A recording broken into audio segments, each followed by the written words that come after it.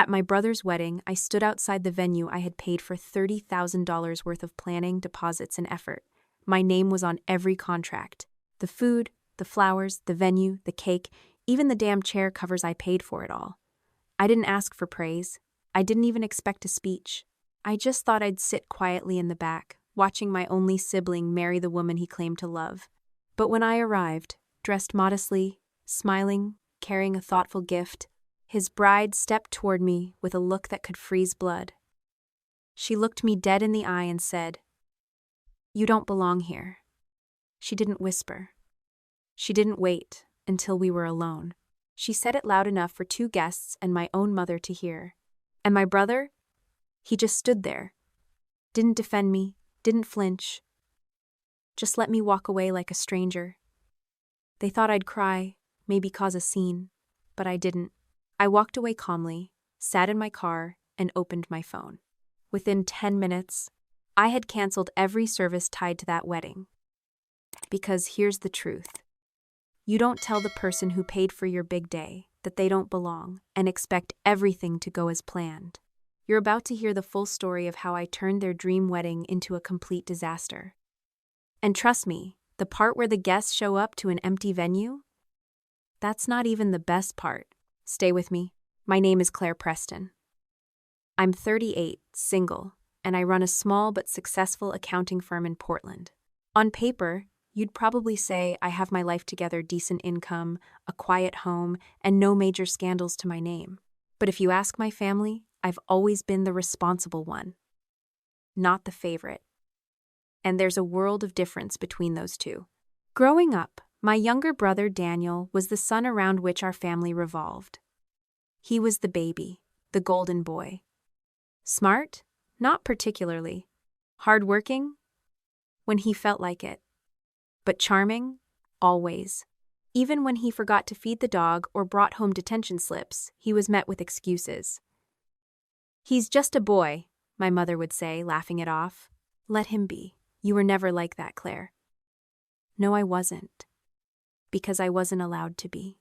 From the time I was 9 and Daniel was 4, it became crystal clear that my role in the family was to accommodate, to be patient, to give way.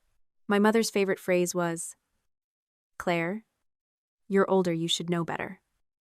Whether it was letting Daniel have the last cookie, staying quiet when he broke my birthday gift, or pretending not to mind when he was praised for things I'd done first, my life became a series of quiet forfeits. A lifetime of, that's just how families work. By high school, the gap between us was undeniable. Daniel struggled to stay afloat academically and socially, yet every milestone he hit was treated like a miracle. I graduated with honors, got into a top university on a scholarship, and my parents barely made it to the ceremony. My father had to work, my mother had a cold, and Daniel had baseball practice. I remember sitting in my cap and gown watching other families swarm their kids with flowers and hugs, while I smiled politely and told myself it didn't matter. It did. It mattered a lot. Still, I never said a word. That was my role, after all, quiet, self-sufficient Claire, the one who didn't need praise, didn't need help, and certainly didn't need to make a scene. So I buried the resentment, told myself Daniel just needed more attention, that maybe if I kept showing up, they'd see me too. After college, I built my own life brick by brick. I didn't ask my parents for a dime. I worked 2 jobs, lived in a 1-bedroom apartment, and eventually opened my own firm.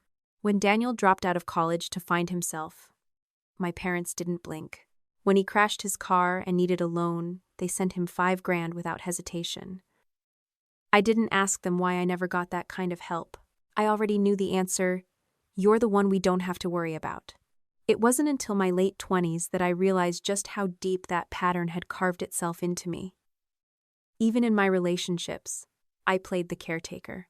I dated a man for 4 years who routinely made me feel like an afterthought, and when it ended, he said, "You're great, Claire, just not exciting." And that cut deeper than he probably meant it to. Because for most of my life, I'd been taught that being stable, generous, and reliable wasn't something to be celebrated, it was something expected. And it didn't make me lovable. It made me forgettable. That breakup hurt more than I let on. What stung most was the feeling that I had lost again without even playing the game. I gave, I sacrificed, I showed up, and still ended up alone. I remember sitting on the floor of my kitchen that night with a bottle of wine, wondering when exactly I'd become invisible to the people who were supposed to see me first. But still, I kept the peace. I called my mother every week, remembered birthdays, showed up to family events with thoughtful gifts. I asked about Daniel's job interviews, cheered him on when he landed a sales role at a car dealership, and even helped him rework his resume when he got laid off. I told myself this was just what big sisters did. When he met Madison, his fiancée, I tried to make a good impression. She was younger, polished, always on her phone. She worked in some kind of event coordination, though she never explained exactly what. The first time we met, she gave me a once-over look that I brushed off as nerves. But even then, something in her demeanor reminded me of people who saw me as useful but not worthy. Still, when they got engaged, I didn't hesitate. My first instinct wasn't jealousy or hesitation, it was, how can I help? Because despite everything, I wanted to be part of it. I wanted to matter. I offered to help with the planning. Not as a controlling older sister, but as someone who'd done this kind of thing before and genuinely wanted the day to go smoothly. When they hesitated over finances, venue costs, catering, photography, I said, "Let me handle it. Consider it my wedding gift." They were stunned. "Daniel hugged me," Madison cried. My mother said, "Claire, that's so generous of you." For the first time in years, I felt like maybe I had stepped into the circle I'd always been orbiting from the outside. But I should have remembered. In my family, generosity was never reciprocated, it was expected. And love wasn't shown through effort. It was handed out to the ones who demanded it loudest. I didn't know it then, but everything I thought I had been building, every bridge, every olive branch, every quiet sacrifice was about to be set on fire. And it would all begin with 8 simple words spoken at the wedding. "You don't belong here." And this time, I wasn't going to walk away quietly.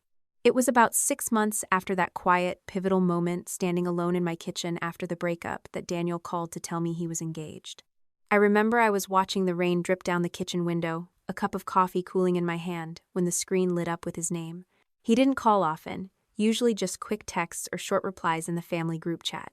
So, I answered immediately, expecting something casual. Instead, I was greeted with pure excitement.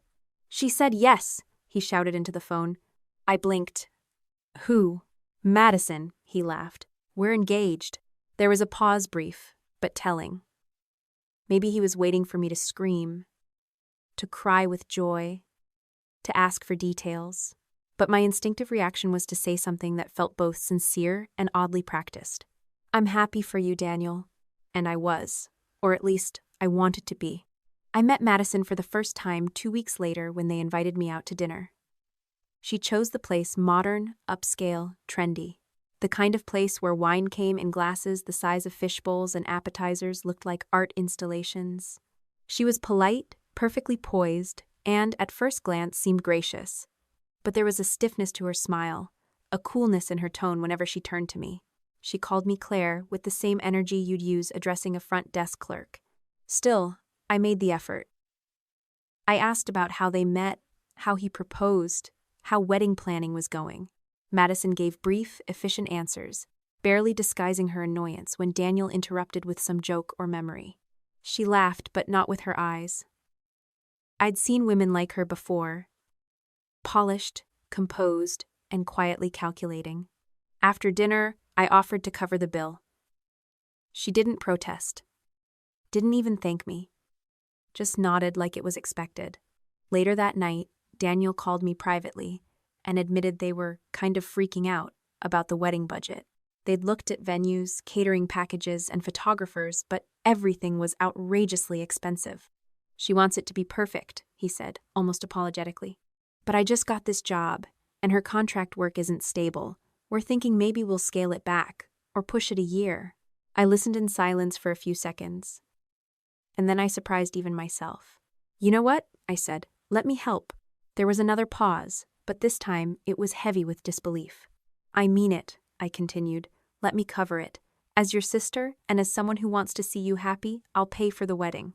"You're serious?"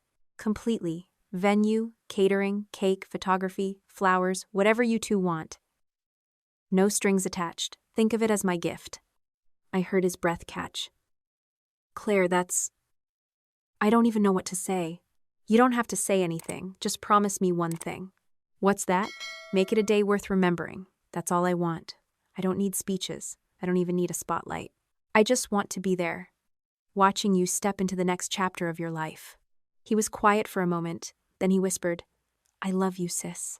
It was one of the few times I ever heard him say that without being prompted. Over the next few weeks, the logistics began. I asked Madison for her Pinterest board, her preferred color scheme, the kind of venue she wanted. She responded somewhat mechanically, with links and photos, usually passed through Daniel. The few times I reached out to her directly, she was polite but curt. I chalked it up to wedding stress. I signed the contracts, paid the deposits, and made sure all vendors had my name, my number, and my email as the primary point of contact. My lawyer helped me draft a simple clause in each contract. No transfers, no changes, no third-party interference without my written approval. Not because I expected betrayal, but because, after a lifetime of being the background character, I'd learned to prepare for the unexpected. One afternoon, as we finalized the venue reservation, a beautiful estate just outside the city with lush gardens and a glass-ceiling reception hall, Daniel came by to thank me. He brought flowers, which was rare, and gave me a quiet, grateful hug. I don't know how we'll ever repay you, he said. You don't have to, I told him, meaning every word. I don't need anything except to see you happy. That's the only return I want. That was the moment I said the words that would later echo in my head, louder than any argument. I don't need credit, Daniel. I just want to see you walk down that aisle and start your life. I'm not here to be noticed. I'm just here to help. And I meant it. Every word. At that moment, I believed I was doing something generous, something sisterly, something right. I had no idea that this simple act of love would be the very thing they'd use to push me out. But that realization wouldn't come until much later. At the time, all I could feel was hope, a warm, growing sense of purpose. Looking back, I should have paid closer attention to the way Madison's eyes barely met mine, the way her thank yous always came secondhand, the way her smile never quite reached past her teeth. But I didn't. I had just handed over the keys to a perfect wedding, and in return, all I asked for was a place in the room. The week after I signed the last vendor contract, I got a call from Madison.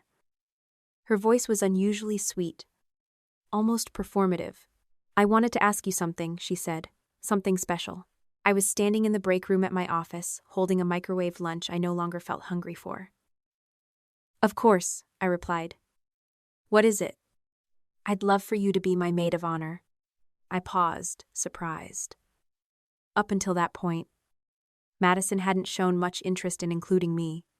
Most of our interactions were filtered through Daniel, or through short, clipped emails about logistics. But now, suddenly, she wanted me standing beside her on the most photographed day of her life. That's really kind of you, I said slowly. She laughed lightly. Well, you've done so much already. It just makes sense. Something about the way she said it felt transactional, like a thank you card handed out of obligation. But I pushed that feeling down and said yes. Over the next few weeks, I threw myself into the role. If I was going to be included, I'd show up fully. I took notes from wedding blogs, built out spreadsheets for the rehearsal schedule, helped research hairstylists and florists. When she wavered on colors, I mocked up mood boards in shades of lilac and sage tones she'd once said were elegant. I even offered to book a professional makeup trial for her and the bridesmaids, paying for it myself when the quote came back higher than expected. She barely responded to any of it. Sometimes I'd send an idea, an elegant centerpiece, a new vendor option, a sweet speech outline, and all I'd get back was a thumbs up or a flat, thanks. Other times, I'd find out she had already made decisions behind my back. I spent 2 hours organizing potential poses for a bridal photo shoot only to discover she had booked someone else, with a completely different vision. When I brought it up to her, trying to keep my tone light, she said, "Oh, I didn't want to bother you with all the little details." I smiled and said I understood. But I didn't. Daniel wasn't much help either. I started to notice how often he avoided my calls or answered texts hours later with half-hearted excuses. "Sorry, things are crazy," he wrote one afternoon. "We'll loop you in soon," he said another time. Once, when I dropped by their apartment unannounced to drop off fabric samples, Daniel opened the door, saw me, and hesitated. Just for a moment. But it was enough. Inside, Madison was laughing on a video call with someone. The mood was light, airy. My presence shifted the energy. She muted the call, stood, and smiled too wide. "Claire, you should have told us you were coming." I didn't think I had to. They exchanged a quick glance, then offered me some water. I stayed for 10 awkward minutes, pretending not to notice the tension. Later that night, I sat on the edge of my bed, scrolling through the bridesmaids group chat Madison had added me to. Most of the planning and decisions seemed to be happening there without my input. I saw a photo of new bridesmaids' dresses in a completely different color than what we'd agreed on. No one had said a word to me. I texted Daniel privately. "Hey, just checking, are we still going with lilac? The group chat says blush now." He didn't reply until the next day. "Yeah, Madison changed her mind. Sorry, it all happened quickly." Something was shifting, and I could feel it. Not in a dramatic lightning strike kind of way. It was slower, colder, like a door quietly closing behind me while I was still standing inside the room. I decided to be direct. I called them both on a Sunday morning and asked if we could talk. We met at a coffee shop downtown. Madison was dressed immaculately, as always, with a sharp white blazer and lipstick that matched her manicured nails. Daniel looked tired, fidgeting with the lid of his coffee cup. I took a breath. "I just wanted to ask, is everything okay?" Daniel glanced at Madison. She didn't look at him. Her eyes stayed on her drink. I feel like I'm stepping on toes lately," I continued, choosing my words carefully. "You two have been distant. And some decisions are happening without me." Madison looked up, her smile polite but empty. "Claire, we appreciate everything you've done, truly, but wedding planning is stressful, and sometimes things move fast. You don't need to take it personally." "I'm not upset," I said gently. "Just confused. I thought we were a team on this." Daniel finally spoke. "It's nothing, Claire. Honestly, you've done more than enough. Don't stress about it." That should have reassured me, but it didn't. I sat back in my chair, holding my coffee with both hands like it might anchor me. I nodded, smiled, and said I understood. But as I drove home that afternoon, my chest felt heavy. Something wasn't right. I couldn't put my finger on it, but the pieces weren't adding up. Still, I told myself I was probably overthinking. Maybe I was just tired. Maybe it was normal for brides to get controlling, for grooms to tune out, for things to feel messy before the big day. So I let it go.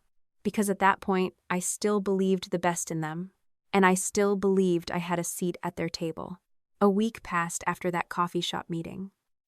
I had convinced myself things would level out, that maybe I had been overthinking, that the awkwardness would fade once the stress of wedding planning settled. So I kept checking the group chat, occasionally shared an idea, and tried to remain hopeful. Then one evening, as I was cleaning up dinner and scrolling through my phone, I saw it. Madison had just posted a new photo on Instagram.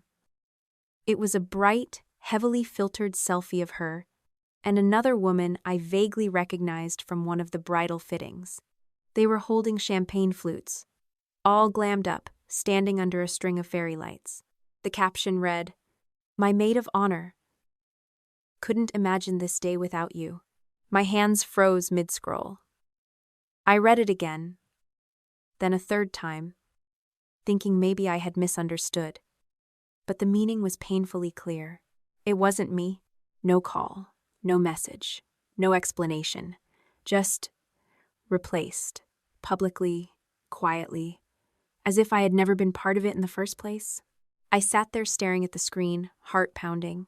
I scrolled through the comments, people congratulating Madison, complimenting the new maid of honor. Not a single mention of me, not a word about the switch. I was erased without warning. I called Daniel immediately. It rang 4 times before he picked up, his voice casual, like nothing had happened. "Hey Claire, everything okay? Did you see Madison's post?" There was a pause. Yeah. Why didn't anyone tell me? He sighed like I was making something bigger than it needed to be. Look, Madison felt like she needed someone closer. You know, like a best friend, not just family. I was the maid of honor, I said slowly. She asked me. I've been helping with everything. Planning, payments, timelines. I know, and we really appreciate that, he cut in quickly. But this is more of a symbolic thing for her. You're still invited. You'll have a seat at the ceremony. My throat tightened. A seat? You know what I mean, he said, brushing it off. You're still family. That word rang in my ears like a mockery.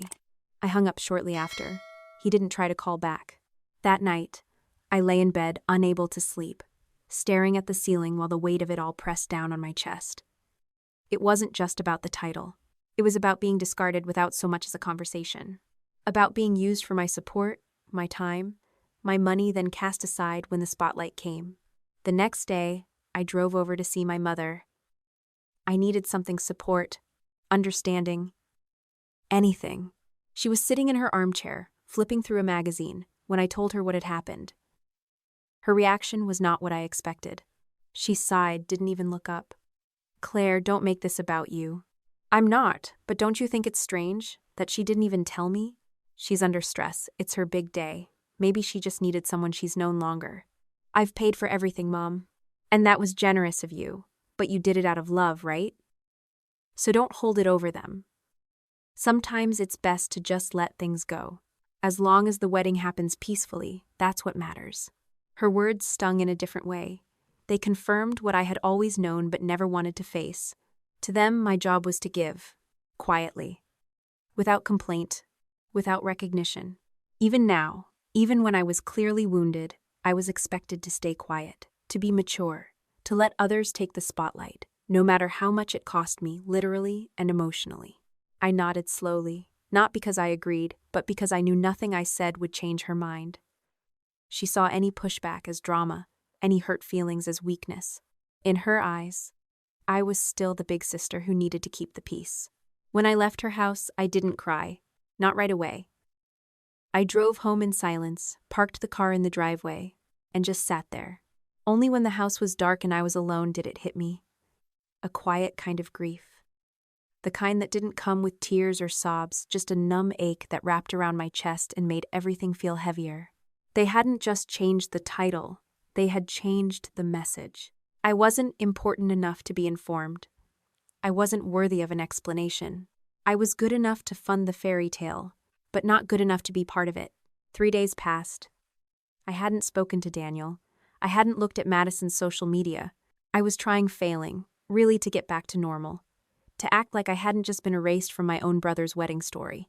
Work helped a little, but the ache sat low in my chest like something too heavy to swallow. I kept going over things in my head, looking for a moment where I might have misread the situation. But everything pointed to one truth: I had been replaced. And no one cared enough to explain why. Then, on a quiet Thursday afternoon, Vanessa called. Vanessa had been my friend since college, though we'd drifted over the past few years. Life, work, distance, it happens. But when I saw her name flash across my phone, I picked up immediately. Her voice was warm but hesitant. Claire, hey. I just saw Madison's wedding post. I didn't know you were involved. I laughed dryly. I'm not anymore. She hesitated again. The way someone does when they know what they're about to say is going to open a wound. I need to tell you something, and I'm sorry I didn't put it together earlier. I sat up straighter. What do you mean? It's about Madison, she said quietly. I realized something. Do you remember when you and Eric broke up? Eric. His name hit me like a slap. He was my longest relationship, the one I had pictured a life with. We had been together for nearly 3 years before he ended things abruptly. No cheating, no big fight, just said he'd fallen out of love. I'd spent months blaming myself, wondering if I'd been too demanding or not enough. Yeah, of course I remember, I said cautiously. Vanessa took a breath. After you two broke up? I ran into him at a bar. He was with someone. I didn't think much of it at the time. But now, seeing Madison's face on all these wedding posts, it clicked. There was a long pause before she said it. Claire, I'm almost certain the woman he left you for was Madison. I didn't speak. My mind was racing, flipping back through hazy memories, trying to match details. I remembered Eric acting strange that last month, going out late, changing his passwords, deflecting any serious conversation. I remembered one time, he left his phone face down on the counter, and when it lit up, I'd seen a name I didn't recognize. M. I thought it was a coworker. Are you sure? I asked, my voice tight. I'd bet on it, Vanessa said. And the timing matches. She was living in the same neighborhood, working at that marketing firm downtown. I should have told you sooner. I just didn't connect the dots. Everything around me suddenly felt louder, the fridge humming, a car passing outside, the tick of the clock on the wall. I felt cold. She knew who I was, I said, almost to myself. What? Madison, I whispered. She knew I was Eric's ex. From the beginning, she knew I was Claire. My heart pounded in my ears. Images raced through my mind, her polite smiles, her distant eyes, the way she'd always been just a little too composed, too rehearsed. I'd thought she was simply uptight. But now, I saw it for what it was, control. She had played a long game. She hadn't just removed me from the bridal party out of preference. She had never wanted me there to begin with. She knew who I was, and still said yes when Daniel introduced us. She let me fund her entire wedding, knowing full well what she had done to me years before. I stood up, pacing, adrenaline beginning to rush in my limbs. There were no more excuses, no more brushing things aside. This wasn't an oversight. This wasn't a bride stressed about linens. It was deliberate. Everything, the sudden switch of maid of honor, the silence, the distance from Daniel, now made terrifying sense. She was never going to let me be part of that day. She had smiled through it all, played nice just long enough to get what she wanted from me. And I'd given it willingly, believing we were building something honest. I clenched my jaw, shaking as I held the phone tighter.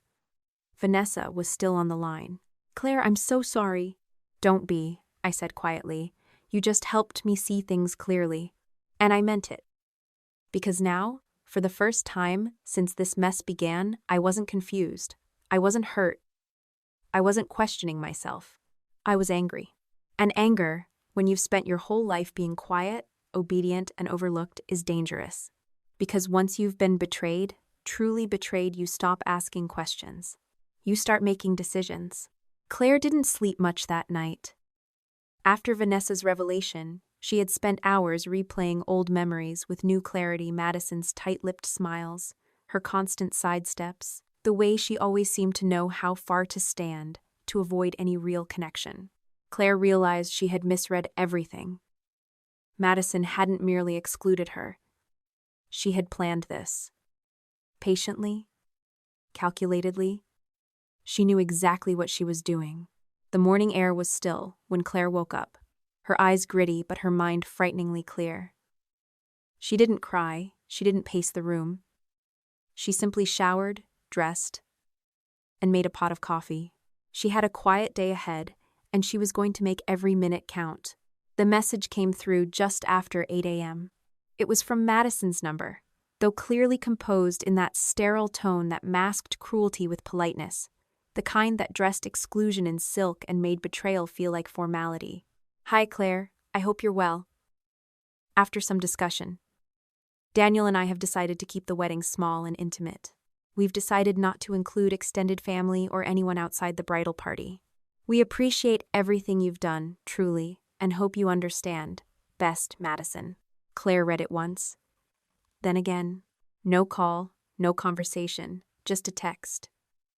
After all the planning, the payments, the hours spent reviewing floral arrangements and tasting cake samples, not even the decency of a phone call. And Daniel? Nothing. She waited 15 minutes before texting him directly. Is this true? No reply. Another hour passed. Claire stared at the last message she had sent him days ago and saw it still marked read. He had seen it. He had chosen silence. Her phone buzzed again. Another message from Madison. Just to clarify, it's nothing personal. We just want to keep things simple and drama-free. We hope you can respect our decision and not bring unnecessary stress to the day. Claire's thumb hovered over the screen. She didn't write a paragraph. She didn't ask questions. She replied with 5 words. Then I'll play my part. She set the phone down, took another sip of her coffee, then reached across the kitchen counter and pulled out the neatly organized wedding folder she had built over the last few months. Every contract, every invoice, every deposit, every receipt. Each one printed in her name. Not Daniel. Not Madison. Claire. She opened her laptop, pulled up the email threads, highlighted the vendor list. Venue, caterer, florist, photographer, DJ, rentals, bakery, coordinator. She picked up the phone and called the venue first. A woman named Heather answered cheerfully. Good morning, Willow Heights Event Center. This is Heather. How can I help? Yes, Claire said calmly. This is Claire Whitmore. I'm calling regarding the Mitchell wedding on the 17th. I'd like to cancel the reservation. I understand the deposit is non-refundable. There was a pause. Heather's tone shifted slightly. Oh, I see. May I ask the reason? Change of plans, Claire replied. And as the sole contract holder, I'd like all correspondence to go through me. No one else is authorized to make updates. Understood. I'll send you a confirmation email within the hour. Claire thanked her and hung up. She exhaled slowly, then moved on to the caterer. Then the florist. Then the tent rental company. The DJ was confused but obliging. The photographer sounded surprised but professional. The bakery was polite, though slightly annoyed. Each call chipped away at what Madison and Daniel had spent months curating, but what Claire had truly built. Because they had crafted a fantasy, yes, but it was Claire who had funded it, signed it, secured it. And now, with a steady, surgical hand, she was dismantling it. Not with rage, not with screaming, with precision. By early afternoon, it was done. Claire stood in her kitchen, looking over the notes she had jotted down on a yellow notepad. A dozen names crossed out, times noted, emails confirmed. She hadn't cried. She hadn't cursed. She had simply removed herself. And in doing so, she had removed everything else. They wanted her out of the picture? So be it. She would erase her presence so thoroughly, they'd feel the cold of her absence like a windstorm. Because there's something people forget about the quiet ones. We don't explode. We don't perform. We calculate. And when the time comes, we make sure silence hits louder than any scream. The day before the wedding, Claire's phone was quiet. Too quiet. She had half expected a text from Daniel. Maybe a passive-aggressive message from Madison. But there was nothing. Just silence. Claire wasn't surprised.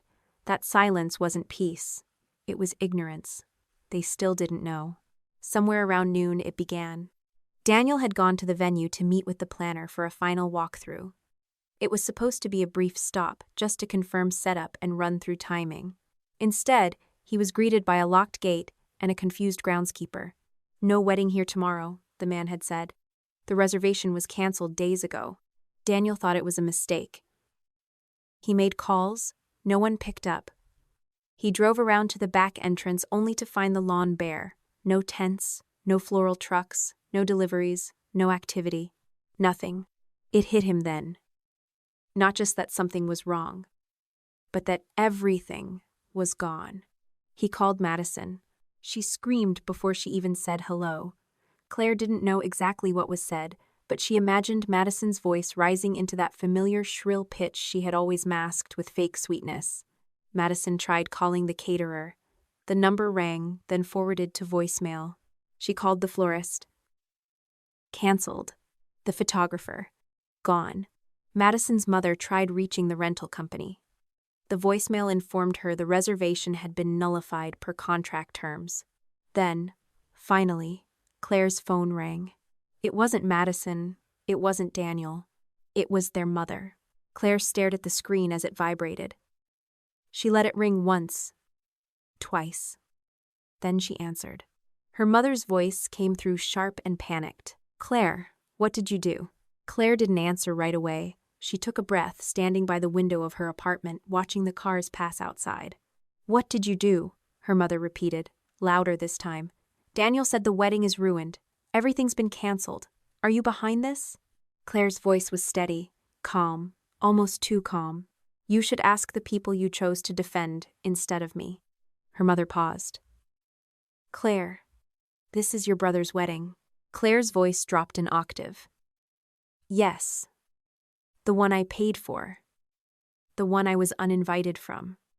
You're overreacting, her mother hissed. This is Madison's big day. You've made your point. No, Claire cut in, her voice steel now. I haven't. Not yet. There was a silence so thick, it felt like it hummed. Her mother's tone changed.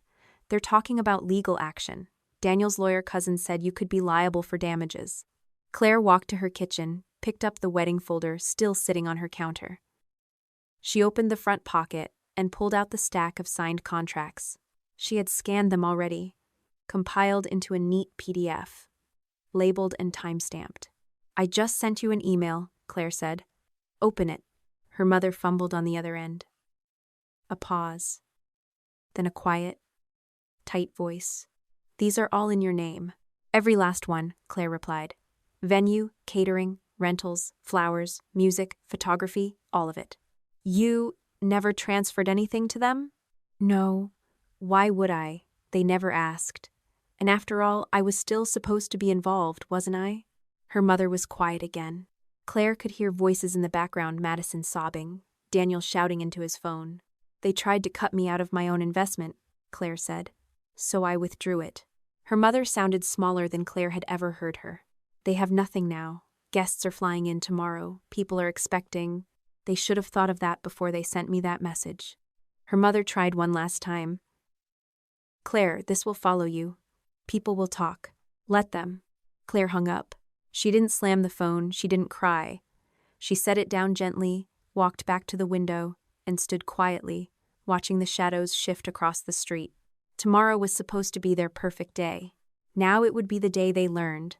You don't cut out the person holding all the strings. Not unless you're prepared to watch everything fall. City Hall on a Friday afternoon wasn't meant to feel tragic, but there was something undeniably hollow in the air that day. The lobby smelled of floor polish and faded flowers.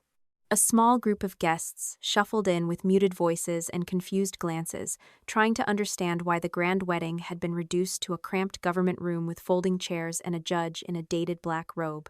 Claire arrived early. She didn't wear black. This wasn't a funeral, even if it felt like one. She wore a simple navy blue dress, elegant and understated. No makeup, no jewelry, no fanfare. She stood in the back of the room, unnoticed by most, and she preferred it that way.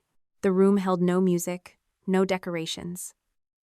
Just a row of metal chairs, a long table with a few documents, and a bouquet that looked like it had been picked up at a grocery store.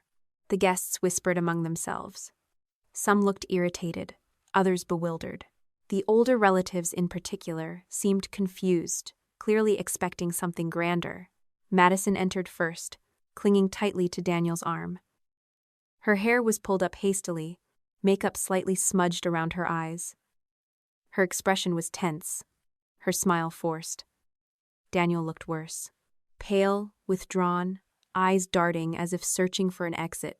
Claire didn't say a word. She didn't need to. She simply stood at the back wall, arms crossed gently, watching. The ceremony began without much preamble. The officiant cleared his throat and started reading from the standard script. No music, no processional, just words that felt increasingly empty. Claire noticed the sideways glances, people whispering as they recognized her. She could see it in their eyes, questions forming, confusion mounting. Some guests looked down at their programs as if the paper might offer answers. But there were no programs. Nothing had been planned. Then came the moment no one expected. Beverly, Linda, Daniel, and Claire's aunt stood up in the second row. 72 years old, widowed twice, with a personality that once got her banned from bingo night for aggressive honesty. She didn't raise her voice. She didn't need to. She simply looked at the bride and groom and said, "Is no one going to say anything?" The judge paused mid-sentence. Everyone turned. Madison froze. Beverly folded her arms. "You kicked out your sister. The one who paid for everything. She's standing right there. And we're just supposed to sit here and pretend this isn't humiliating?" A sharp inhale swept the room. Daniel looked like someone had struck him in the chest. Madison opened her mouth, then closed it. Her face turned a shade paler. Beverly continued, unshaken. I canceled my hip surgery to attend your wedding. I was told it'd be at Willow Heights. I brought a new dress, spent money on a hotel, and now we're all sitting in a courthouse because you couldn't be decent to the person who made it all possible? A few people murmured. Claire saw Uncle Richard nod slowly in agreement. Still, she didn't speak. She simply held Beverly's gaze, offering the faintest smile. A thank you without words. Madison finally whispered, "We didn't mean to," but Beverly cut her off. "No. You meant every bit of it. Don't you dare insult our intelligence." Claire didn't even have to show up today. But she did. And the way you're looking at her right now, like she's the problem, shame on you. Daniel's shoulders slumped. His hands trembled as he stared down at his shoes. The judge awkwardly cleared his throat again. "Shall we proceed?" No one responded. Claire could have spoken then, could have twisted the knife. But she didn't. She didn't need to. The room had turned, not in fury, in disappointment, in quiet recognition that something had been lost, that no vows could recover. The ceremony limped forward. The words were spoken. The papers signed. No applause, no joy, just a cold, bureaucratic ending to what had once been a dream. As the couple posed reluctantly for a photo outside City Hall, Claire stepped out the side entrance. She didn't linger. She didn't say goodbye. Her silence was louder than any speech. And for once, Daniel wasn't the golden child. Everyone had seen the truth. And it had walked out the door in a navy dress, head held high. Claire didn't expect to go viral. She hadn't even known a video existed until her coworker texted her Monday morning with the words, "Girl, you're on TikTok, and it's glorious." The video had been posted by one of the younger cousins, a tech-savvy teenager who had recorded the now infamous moment at City Hall when Aunt Beverly stood and publicly called out Daniel and Madison. The footage was shaky, taken from a phone clutched too tight in nervous hands, but the audio was crisp. Beverly's voice rang clear. "You kicked out your sister, the one who paid for everything. She's standing right there. And we're just supposed to sit here and pretend this isn't humiliating?" By the end of the clip, you could see Daniel's pale face, Madison's frozen smile, and Claire, standing silently in the back, eyes steady, expression unreadable. The video took off overnight. At first, a few hundred views, then thousands. By the end of the day, it had surpassed 250,000. By midweek, it had over 2 million views and was being reposted across platforms with hashtags like #weddingfail, #sponsorsister, and #City Hall drama. And the comments? Brutal, unrelenting, and entirely on Claire's side. "Imagine not inviting the person who paid for your wedding. I'd cancel it too. She paid for everything and got kicked out? Nah. I'd burn it to the ground. Justice for Claire. The bride looks like she's about to cry because karma showed up in heels." Even major creators began stitching the video, reacting with outrage, support, and disbelief. A family therapist did a breakdown on the dynamics. A lawyer explained how Claire had every legal right to cancel. A popular financial influencer praised Claire's restraint, calling it the quietest, coldest revenge and the most deserved. Madison's social media turned into a war zone. Her Instagram, once carefully curated with filtered photos and cheerful captions, was flooded with angry comments and sarcastic emojis. She tried turning off comments, then tried making her account private. But the internet doesn't forget. Screenshots circulated anyway. Her follower count began to drop. Brands she'd hoped to collaborate with quietly ghosted her. Even friends from her bridal party unfollowed her publicly, one of them captioning their action with, "Can't stand behind that kind of behavior." Daniel didn't fare much better. While he wasn't very active online, his workplace was buzzing. The video had made it to a Reddit thread that one of his coworkers followed, and by Tuesday, someone had printed out a meme from the video and pinned it to the break room bulletin board. He walked into hushed conversations. People lowered their voices when he entered a room. One colleague joked during lunch, "Hey Dan, if I buy you coffee, do I get to sit with you or will I get uninvited next week?" Daniel didn't laugh.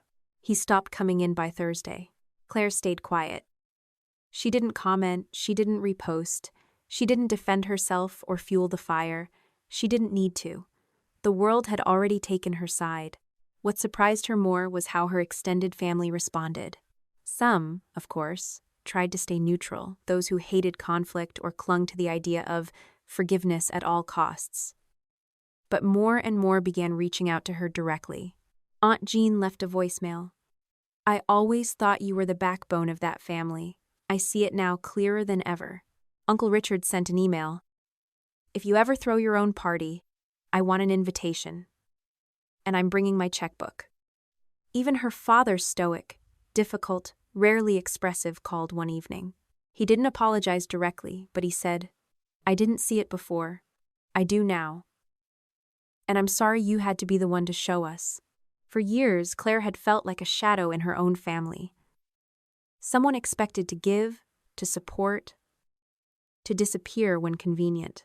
Now, for the first time, her absence had weight. Her silence had power.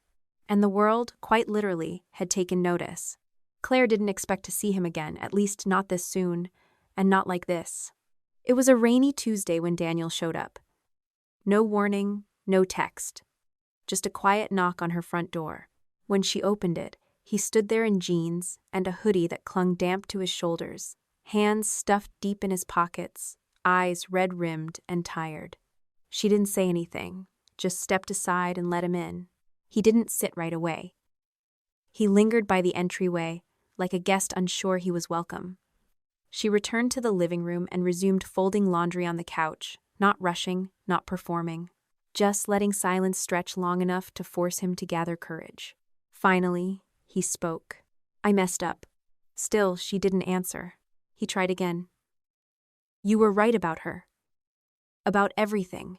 She didn't look up, but he could tell she was listening.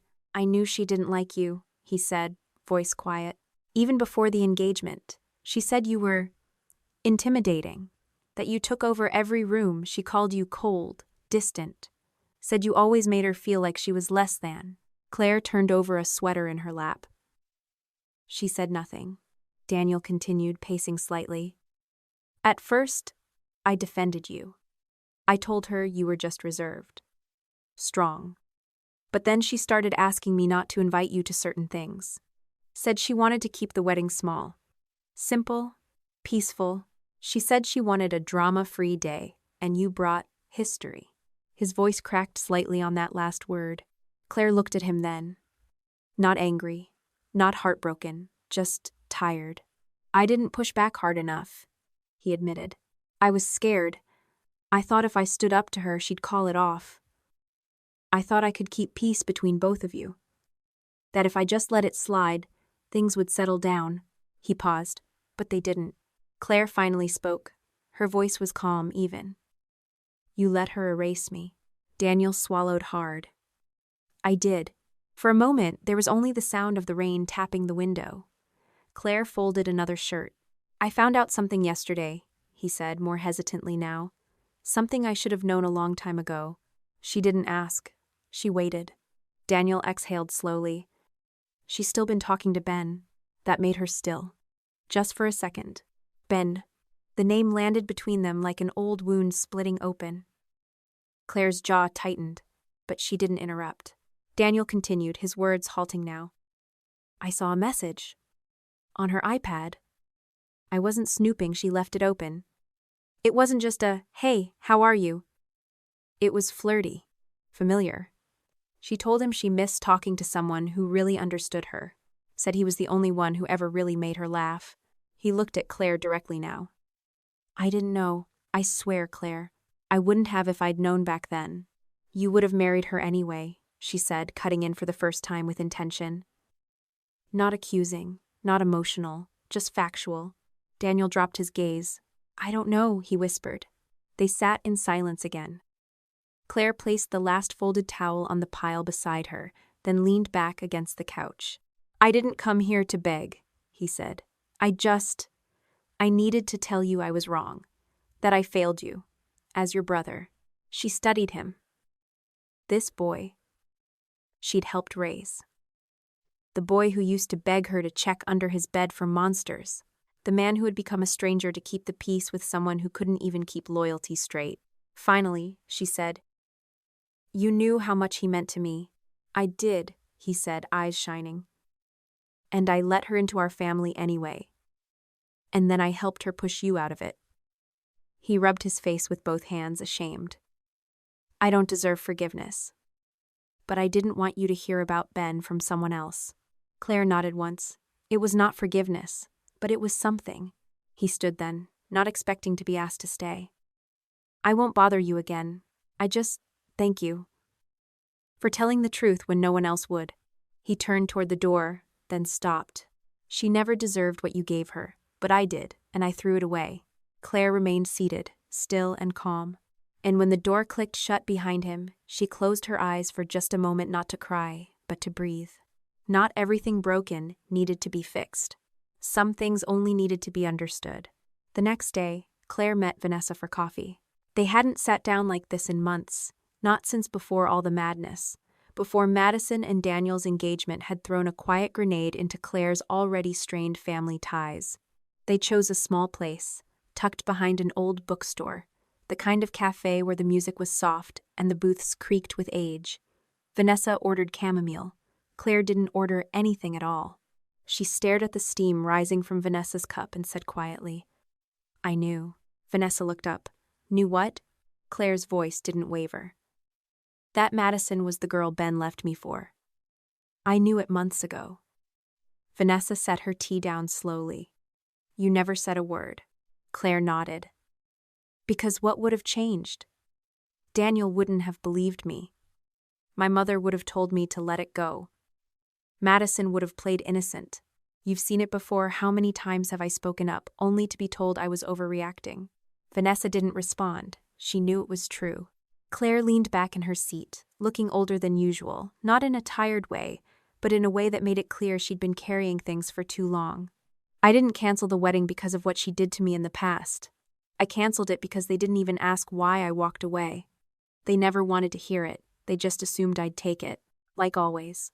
There was a long silence between them, heavy but not uncomfortable. Claire continued, softer now. I wasn't trying to ruin their lives. That's not what this was. I wasn't out to humiliate them. If anything, I was done pretending they didn't already humiliate me. Vanessa's eyes narrowed. So this wasn't revenge? Claire shook her head. Not in the way people think. I didn't cancel to get back at them. I canceled to stop enabling them. There's a difference. She folded her arms and exhaled deeply.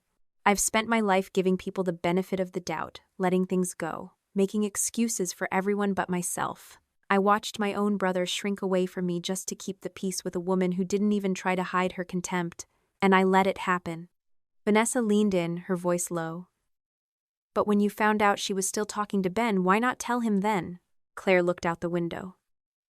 Because Daniel doesn't learn from warnings. He learns from impact. Vanessa blinked. I've tried, Claire said. All my life, I've tried to protect him from our parents' favoritism, from his own blind spots. But he chose her. He chose silence. He chose comfort over truth. And comfort is always louder until it disappears. Her fingers tapped the edge of the table once, twice, then stilled. I wasn't going to fight for a place I was never welcome in.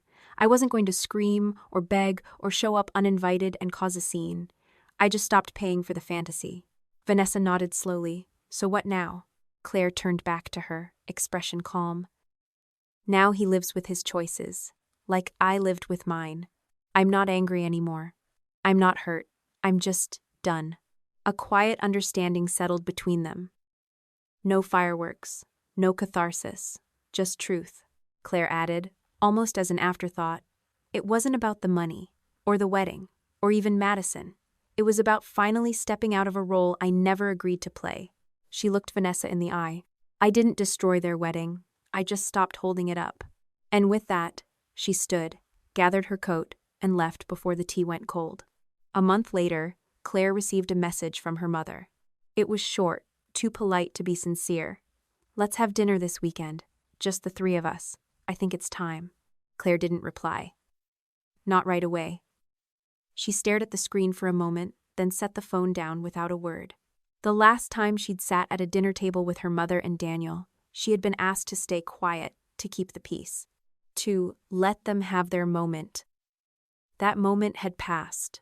News of Daniel and Madison's separation had made its way through the family grapevine. The wedding disaster had been only the beginning. What followed, arguments, blame, old truths resurfacing, had torn apart the image they had so desperately tried to build. Apparently, Daniel had moved out, Madison had gone silent. No public posts, no couple photos, just absence. It was a quiet Kagumits. No screaming, no declarations. Just the slow erosion of something built on pretense and pride. Claire sat on the porch of Vanessa's house that evening, a glass of water in her hand, watching the sky shift to a burnt orange. Vanessa joined her, settling into the wooden chair with a quiet sigh. "They're not doing well," Vanessa said softly. "I know," Claire answered, not turning her head. "You're not angry?" "No," Claire said, "not anymore." Vanessa looked at her carefully. "You still haven't seen your mom?" "She invited me to dinner." "And?" Claire let out a small, almost amused exhale. "I'm not going." Vanessa raised an eyebrow. "You sure?" Claire nodded. "For the first time in my life, I don't feel like I have to earn my seat at that table. And I don't feel guilty for walking away from it either." There was something settled in her tone, not bitter, not triumphant, just steady. The kind of stillness that only comes after a storm so loud it leaves nothing but clarity behind. Vanessa reached out and gently touched Claire's hand. "I'm proud of you." Claire smiled, a soft, private smile. "You know what I realized?" she said after a long pause. "I spent years trying to be accepted by people who had already made up their minds about who I was. I thought if I worked hard enough, gave enough, stayed quiet long enough, eventually I'd be enough. And now?